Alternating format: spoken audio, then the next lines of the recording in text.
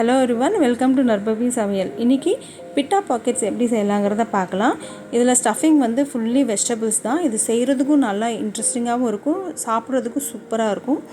அதுக்கு தேவையான பொருட்கள்: ஒரு பெரிய பவுலில் 1 கப்பு தயிர், 1 கப்பு தண்ணி, 1 டீஸ்பூன் உப்பு, 1 டீஸ்பூன் பேக்கிங் பவுடர். இது எல்லாத்தையுமே போட்டு நல்லா அந்த கட்டி இல்லாமல் நல்லா கிளறி விட்டுக்கணும்.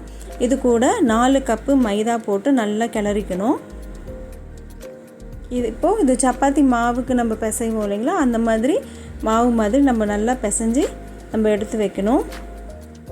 நல்லா பிசைஞ்சு வந்ததுக்கப்புறமா 1 டேபிள் ஸ்பூன் எண்ணெயை விட்டுட்டு நல்லா மாவு மாதிரி நல்லா பிசைஞ்சு ஒரு 10 நிமிஷம் இதை தனியாக நம்ம எடுத்து வச்சிடணும்.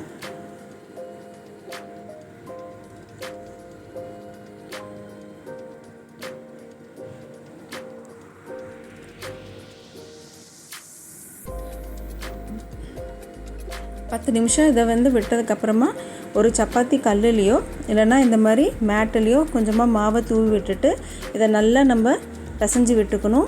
இதை 2 பார்ட்ஸாக நம்ம டிவைட் பண்ணி நம்ம கட் பண்ணி எடுத்து வச்சுக்கணும்.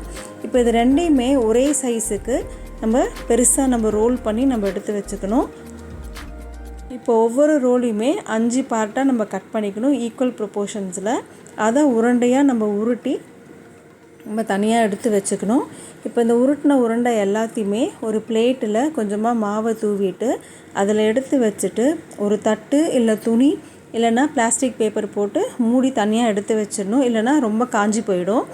இப்போது ஒவ்வொரு மாவையுமே எடுத்து வச்சு நம்ம சப்பாத்திக்கோ இல்லை பூரிக்கு தேய்க்கிற மாதிரி ரொம்ப பெருசாக இல்லாமல் ரொம்ப சின்னதாக இல்லாமல் ரொம்ப திக்காக இல்லாமல் நம்ம திரட்டி நம்ம எல்லாத்தையுமே ரெடி பண்ணி எடுத்து வச்சுக்கணும். எடுத்து வச்சுட்டு ஒரு தவாவை நல்லா ஹீட் பண்ணிக்கணும்.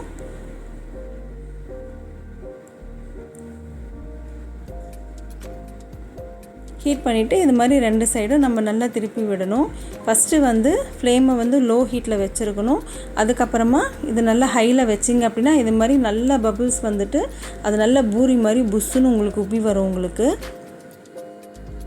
அப்பப்போ நம்ம கொஞ்சம் கொஞ்சமாக நம்ம அமுக்கி விட விட நல்லா உங்களுக்கு உப்பி வரும். இது ஒரு மெத்தடு. சப்போஸ் நீங்கள் அப்படி ட்ரை பண்ணி உங்களுக்கு அது வரல அப்படின்னா இந்த ஸ்டேஜில் நல்லா பபிள்ஸ் வந்ததுக்கப்புறமா நம்ம சுக்கா ரொட்டி செய்வோம் இல்லைங்களா, அந்த கம்பி இருக்கும் பார்த்திங்களா, அதை அடுப்பில் வச்சுட்டு இந்த ஸ்டேஜில் என்ன பண்ணணுன்னா நம்ம அந்த இதில் ஆன் பண்ணிவிட்டு அதை நம்ம அதில் போட்டோம் அப்படின்னா உங்களுக்கு உப்பி வந்துடும். ஸோ 2 சைடுமே திருப்பி போட்டு நம்ம அது மாதிரி உப்பி வந்ததுக்கப்புறம் தனியாக எடுத்து வச்சுக்கணும். இதை நீங்கள் பாதியாக நீங்கள் கட் பண்ணி பார்த்தீங்க அப்படின்னா லைட்டாக நீங்கள் பிரித்து விடணும்.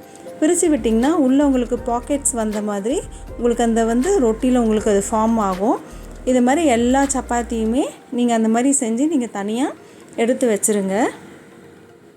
அடுத்தது இதுக்கு உண்டான ஸ்டஃபிங் எப்படி செய்யணுங்கிறத நம்ம பார்க்கலாம்.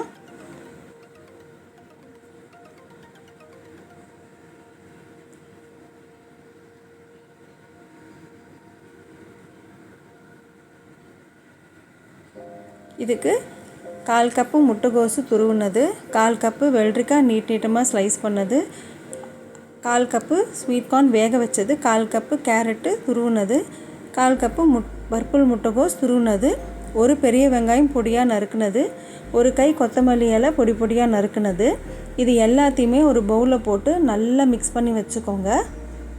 இது கூட ஒரு பெரிய லெமனை ஜூஸை ஃபுல்லாக இதில் புழிஞ்சு விட்டுக்கோங்க. இதுக்கு தேவையான அளவு உப்பு, மிளகுத்தூள், கொஞ்சமாக பிளாக் சால்ட்டும் இதில் நான் போட்டிருக்கிறேன். இப்போ இதெல்லாமே கிளறி எடுத்து வச்சுக்கோங்க. நீங்கள் இது இப்படியே கூட நீங்கள் ஸ்டஃப் பண்ணலாம், இல்லைன்னா மெய்னீஸ் வேணும்னாலும் மெய்னீஸ் போட்டு இதில் கிளறி விட்டுக்கலாம். இப்போ இதை நல்லா கிளறிட்டு நம்ம ஏற்கனவே ரெடி பண்ணி வச்சுருந்த அந்த பிட்டா பாக்கெட்ஸ்குள்ளே இதில் ஸ்டஃப் பண்ணிவிட்டு நம்ம சர்வ் பண்ணி சாப்பிட வேண்டியது தான். சாப்பிட்றதுக்கும் சூப்பராக இருக்கும், டேஸ்ட்டும் நல்லா வேறு லெவலில் இருக்கும். பசங்கள்லாம் ரொம்ப என்ஜாய் பண்ணி சாப்பிடுவாங்க. ட்ரை பண்ணி பாருங்கள். அன்போடு சமைங்க, ஆரோக்கியமாக சாப்பிடுங்க. நன்றி.